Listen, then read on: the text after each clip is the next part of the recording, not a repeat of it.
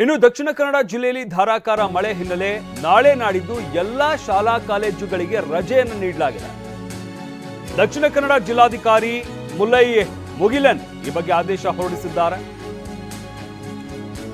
ಅಂಗನವಾಡಿ ಶಾಲೆಗಳು ಪಿಯು ಕಾಲೇಜುಗಳಿಗೂ ಕೂಡ ರಜೆಯನ್ನ ನೀಡಿ ಆದೇಶವನ್ನ ಹೊರಡಿಸಲಾಗಿದೆ.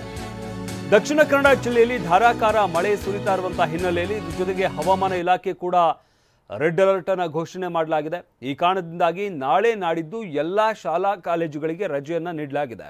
ದಕ್ಷಿಣ ಕನ್ನಡ ಜಿಲ್ಲಾಧಿಕಾರಿ ಮುಲ್ಲೈ ಮುಗಿಲನ್ ಈ ಬಗ್ಗೆ ಆದೇಶವನ್ನು ಹೊರಡಿಸಿದ್ದಾರೆ. ಅಂಗನವಾಡಿ ಶಾಲೆಗಳು ಪಿಯು ಕಾಲೇಜುಗಳಿಗೂ ಕೂಡ ರಜೆಯನ್ನು ನೀಡಿ ಆದೇಶವನ್ನು ಹೊರಡಿಸಲಾಗಿದೆ. ಮುಂಜಾಗ್ರತಾ ಕ್ರಮವಾಗಿ ಜಿಲ್ಲಾಡಳಿತ ಈ ಒಂದು ಆದೇಶವನ್ನು ಹೊರಡಿಸಿದೆ. ಈಗಾಗಲೇ ದಕ್ಷಿಣ ಕನ್ನಡದಲ್ಲೂ ಕೂಡ ಮಳೆಯಿಂದ ಸಾಕಷ್ಟು ಅವಾಂತರ ಆಗಿರುವಂಥದ್ದು ಗಮನಿಸ್ತಾ ಇದ್ದೀವಿ. ಎಷ್ಟರ ಮಟ್ಟಿಗೆ ನಗರ ಪ್ರದೇಶದಲ್ಲೆಲ್ಲ ನೀರು ನಿಂತಿದೆ ಅಂತ. ರಸ್ತೆಗಳು ಸಂಪೂರ್ಣವಾಗಿ ನೀರುಮಯವಾಗಿದ್ದಾವೆ. ರಸ್ತೆಯಲ್ಲೆಲ್ಲ ನೀರು ನಿಂತಿದೆ. ವಾಹನಗಳು ಓಡಾಡೋದಕ್ಕೂ ಕೂಡ ಆಗದಂತಹ ಒಂದು ಪರಿಸ್ಥಿತಿ ನಿರ್ಮಾಣವಾಗಿರುವಂಥದ್ದು.